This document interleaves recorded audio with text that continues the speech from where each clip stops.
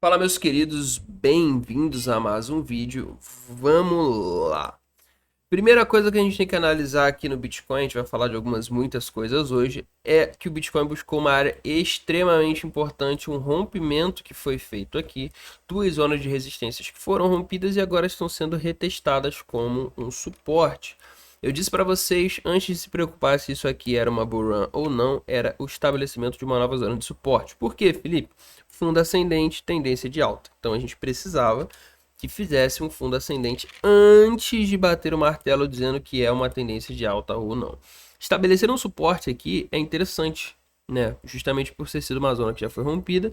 Então é interessante. Estou de olho nesse rompimento deste candle aqui ou em alguma figura gráfica de reversão aqui no 4 horas que, né, nos permita iniciar as operações. O negócio aqui parece interessante, já visto que a gente buscou a zona do RSI e estamos em um iminente rompimento de linhas do MACD. Então é interessante que alguma coisa já comece a aparecer aqui no 4 horas e posteriormente no diário, certo? O interessante a gente analisar aqui é que o MACD no diário não está tão interessante, certo? O MACD no diário ele não está muito interessante e isso pode ser, né, um impedimento para a gente iniciar qualquer tipo de operação. A gente espera aí que para as próximas horas, né, ele volte a aproximar as linhas, porque nesse momento as linhas estão, obviamente, extremamente desconectadas. Semelhantemente, a gente tem também as nossas médias apontando para baixo e isso é um pouco preocupante,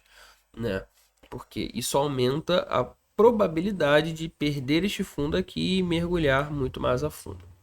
Eu fiz um vídeo recentemente onde eu falei sobre as ondas de Elliott, né? Ficou no meu canal fechado para quem adquiriu o livro, certo? Conteúdo exclusivo para quem adquiriu o livro. O link, inclusive, está na descrição, caso você deseje. E a gente falou justamente sobre as zonas que poderiam puxar, certo? Uma bela de uma correção para o Bitcoin também. Eu não vou entrar a fundo porque, obviamente, foi conteúdo, né, dado lá. E se você quiser ter acesso, o link está aí na descrição.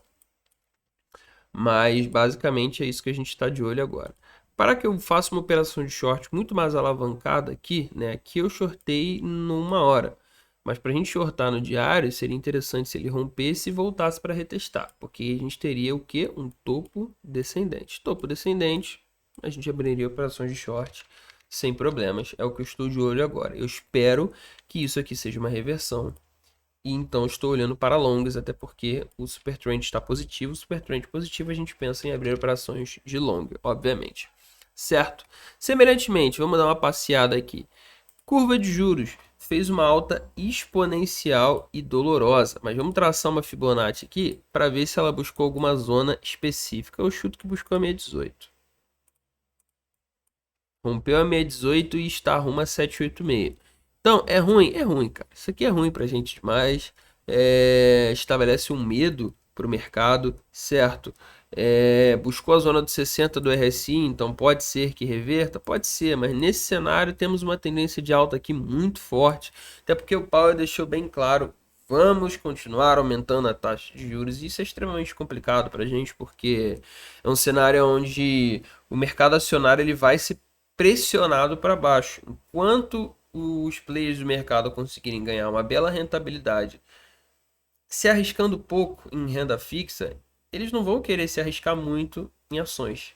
Então é basicamente isso que a curva de juros expõe para a gente e atrapalha todo o nosso entendimento, né? Porque a gente precisa que justamente o SP e a Nasdaq subam para que o gráfico vá junto com eles, certo? SP, por sua vez, também registrou um belíssimo rompimento da sua lateralização, mantendo-se dentro da zona de negociação, porém por um fio, certo? Por um belo fio. Perdemos a média 12, que é a linha vermelha, mas buscamos a média 21, o que é interessante. Ainda continuamos em uma tendência de alta, o RSI está vindo de cima para baixo, porém, foi o que eu falei ontem, esse rompimento aqui de linhas do MACD pode dar uma azedada. Vamos dar uma olhada no semanal dele já que já fechou? E a gente tenta entender aqui o que aconteceu. Deixa eu traçar uma Fibonacci só nesse candle para ver até onde foi a retração do dia.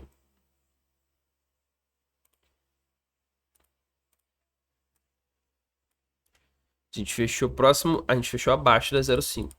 Então, se fechamos abaixo da 0,5, não se compromete em ser aquele padrão que a gente gosta, que foi exatamente o que aconteceu aqui. Sobe, retesta e continua subindo. Fechou abaixo da 0,5, a gente já anulou, né, o surgimento daquele padrão que a gente já mostrei para vocês várias vezes aqui. Semelhantemente, buscamos a base do super trend do semanal, mesmo tendo tido um rompimento de linhas aqui no MACD. Por não ter rompido a base do super trend, a gente fica numa situação complicada. Obviamente, olhando de uma forma geral, a gente tem topos e fundos, certo? Ascendentes. E a gente ainda teve um rompimento dessa zona que seria aqui a resistência. Então, formamos o topo, rompemos a resistência, porém batemos no super trend justamente em um período onde a gente precisava continuar subindo. O fechamento de sexta-feira não foi legal. Não foi legal porque eu esperava que ele fosse acima dessa zona aqui, que aí confirmaria tudo. Confirmaria topo descendente, fundo ascendente, perdão, e confirmaria também rompimento de resistência. Pelo cenário que a gente foi colocado, a gente fica num checkmate aqui muito complicado. E aí, faz o quê? Bitcoin sobe ou Bitcoin desce? Talvez por isso o Bitcoin ainda não tenha buscado alvos menores, porque isso aqui levanta uma série de especulações, principalmente para a abertura de segunda-feira. Então, eu espero que para a abertura de segunda-feira confirme-se tanto o rompimento de linhas quanto a tendência do MACD e aí do RSI e esse iminente rompimento do marco zero que pode acontecer no MACD. Aí sim confirma-se, né, uma continuidade de alta e batemos o martelo da tendência de alta no gráfico semanal do SP. Nesse momento, por ter buscado justamente a zona de rompimento, ela está em xeque, certo? Então o que a gente espera para segunda-feira é isso, que venha um senhor candlezinho aqui de alta, rompendo essa máxima aqui. Se isso acontecer, temos uma tendência de alta no SP500 mais do que confirmada, certo? Semelhantemente, vamos dar mais uma caminhada aqui para as operações da semana, né? Eu acho que o primeiro sinal antes disso é a gente olhar aqui como é que foi o fechamento diário do SP500 futuros. Cara, olha esse candle aqui, cara. Olha esse candle dentro da zona de negociação, tendência, tudo lindo de bonito. Deixa eu até ver como é que ficou 4 horas disso. 4 horas. Fez a reversão, formou a figura gráfica, porém buscou a média pela parte de baixo. Então, temos indícios de que isso aqui pode ser um reteste também de suporte rompido, né? Por quê? Rompeu o suporte, retestou o suporte. Primeiro, por que eu digo que o primeiro sinal do que vai acontecer na próxima semana vem daqui? Porque isso aqui abre domingo à noite, né? Próximas 8h30, 8h30 da noite, a gente vai ter o primeiro sinal. Se começar caindo, perdendo esse fundo, então beleza, a gente já sabe que provavelmente o SP500 também vai abrir caindo. Por quê? Porque isso aqui foi um reteste de resistência para continuar caindo. Fundo, topo descendente, perdão, operações de short à vista, certo? E aí a gente volta para o diário, onde a gente sabe também que provavelmente a próxima semana foi para o saco. Aí a gente começa a olhar os alvos que a gente traçou lá no Bitcoin, né, nos vídeos do TikTok e também os que a gente traçou no vídeo que eu postei hoje lá sobre as ondas de Elliott no nosso canal fechado. Provavelmente esses alvos vão ser testados, né, se isso aqui vier perdendo esse fundo, sim. Mas caso não sejam, a gente tem algumas coisinhas que a gente precisa olhar aqui. A primeira delas é a Aptos. Eu falei para vocês que eu estava de olho em um short estrutural na Aptos e shortei mesmo a partir do rompimento disso aqui, certo? Quando eu fiz o vídeo a gente estava mais ou menos aqui, e aí depois ela veio com esse candle aqui perdendo essa mínima, fiz o short, cá estamos nós, buscamos a base do super trend. Mesmo tendo sido uma tendência de alta mais do que confirmada, eu peguei só um pullback, né? Não foi um short tão gigantesco e estrutural assim, mas achei interessantíssimo. O legal é que ela buscou próxima à base do super trend, buscou a zona que ela foi rompida anteriormente, fez um candle de reversão e confirmou esse candle de reversão. Então, eventualmente, numa semana onde o Bitcoin e o SP500 abram positivamente, ou seja, onde o SP Futuros não confirme aquela região como um reteste de resistência e sim como uma continuidade de alta, eu acho que vale a pena a gente entrar na Aptos sim, porque ela estabeleceu uma zona de suporte excelente aqui, base de super trend, RSI, e é só ficar de olho no MACD que eventualmente ele vai romper também. Então, quer dizer, isso aqui ficou lindo demais. Ficou lindo demais e eu gostei bastante. Então, estou de olho nela para essa semana. Claro, depende do Bitcoin. Executamos aqui o nosso short estrutural nela e ficou bonito demais. E a segunda que eu estou de olho é a Ocean. Ocean foi uma das moedas que entrou no hype por causa do chat GPT. Canso de dizer para vocês, cuidado ao operar hype. Isso aqui não é operação que eu quero rodar por 3, 4, 5, 6 meses. Por quê? Pode subir 1000%? Pode subir 1000% e eu me dar muito bem. Mas já que o período está na hype, eu prefiro trabalhar com o que é mais seguro.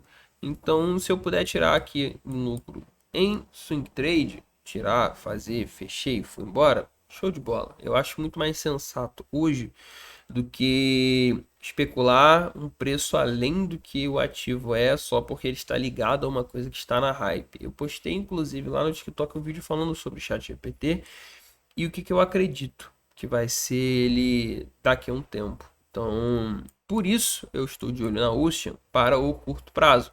Ela buscou um rompimento de resistência e pode consolidar essa zona como um suporte. Talvez isso não aconteça hoje, porque eu quero que ela desça mais um pouco, busque próxima à zona da média 21 aqui.